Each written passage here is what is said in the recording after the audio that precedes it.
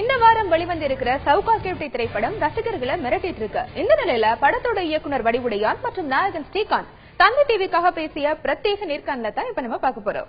படம் திரையரங்கத்துக்கு வருகின்ற ஒவ்வொரு ரசிகர்களையும் சந்தோஷப்படுத்துகின்ற மோட்டிவேஷன்ல பண்ணப்பட்ட படம். பயம்ங்கிறது இன்னைக்கு வேர்ல்டு வைடுல ரொம்ப பாப்புலரா இருக்கிறது. எப்படி காமெடி இன்னைக்கு வேர்ல்டு வைடுக்கு பிடிக்குதோ, எல்லாருக்கும் பிடிக்குதோ, அதே மாதிரி பயப்படுதலும் இன்னைக்கு எல்லாருக்கும் பிடிக்குதுன்னு நினைக்கிறேன். அதனாலதான் மால்ல இருந்து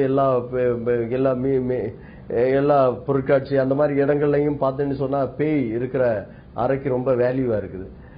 அப்படின்னு இருக்கும்போது இந்த வேர்ல்டு வைடு இன்னைக்கு பயம் என்கிற ஒரு விஷயம் பெருசா இருக்குது. சந்தோஷப்படுதல் மாதிரி பயப்படுதலும் இன்னைக்கு ரொம்ப இன்ட்ரெஸ்டிங்கா இருக்குன்னு நினைக்கிறேன். அதனாலதான் எல்லாருக்கும் ஹாரர் மூவி ரொம்ப பிடிக்குது. அதுலயும் இப்ப சமீபத்தில் வந்த ஹாரர் மூவில இருந்து கொஞ்சம் நம்ம இன்னொரு ஜானர்ல பண்ணணும்னு சொல்லிட்டு ஹார்ட் ஒர்க் பண்ணிருக்கேன். இது என்னோட முதல் டியூவல் ரோலுக்கான ஒரு படம் and horror film. But at the same time இது ஒரு கம்ப்ளீட் பேக்கேஜ்னு சொல்லுவேன். எல்லா அம்சங்களும் இருக்கக்கூடிய ஒரு படமா இருக்கும். ஜனரஞ்சகமான படம். It's commercial film. அதாவது எல்லா இன்கிரீடியன்ஸ், நான் ஒரு இன்னும் சுருக்கமாக சொல்லணும்னா மசாலா அப்படின்னு சொல்லுவேன். காரசாரமான ஒரு படம்னு சொல்லுவேன். ரொமான்ஸும் சரி, சென்டிமெண்ட்ஸும் சரி, ஆக்ஷனும் சரி, ஃபேமிலி ட்ராமா எல்லாமே இருக்கக்கூடிய ஒரு படமாக இருக்கும். And come out nice. And எனக்கு வந்து 2 விதமான கதாபாத்திரங்கள் பண்ணுறதுக்கான வாய்ப்பும் ஏற்படுத்தியிருக்கு. ஒரு புது பரிமாணம் சொல்லுவேன். எனக்கு வித்தியாசமான கதை, சொல்லப்படாத கதை அப்படின்லாம் சொல்ல விரும்பல. பட் எங்க ஆர்டிஸ்ட், அதாவது என்னோட கேரக்டர்ஸ் பார்த்தீங்கன்னா நிச்சயமாக ஒரு சேஞ்ச் ஓவர் இருக்கும், ஒரு வித்தியாசம் இருக்கும், ஒரு புதுமை இருக்கும். அதே தான் மற்ற ஆர்டிஸ்டுக்கும் சரி. அண்ட் நல்ல சேலஞ்சிங் ரோலாக இருந்திருக்கு.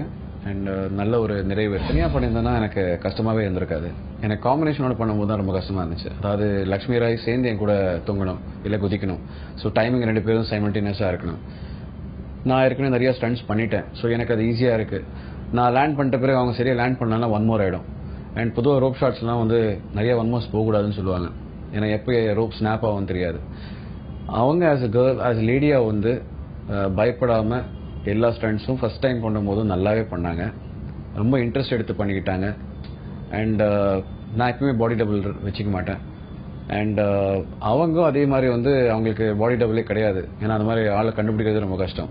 ஸோ அவங்களும் அவங்க ஸ்டண்ட்ஸ் அவங்களே தான் பண்ணியிருக்காங்க. அதெல்லாம் நல்லா இருந்துச்சு. ஹைட்ஸில் தொங்குறதோ சரி, சும்மா சின்ன ஷாட் கூட இருக்கலாம். ஆனால் அந்த ஷாட்டுக்காக நாங்கள் வந்து அந்த ஹைட்டில் வந்து தொங்கிட்டு இருப்போம்.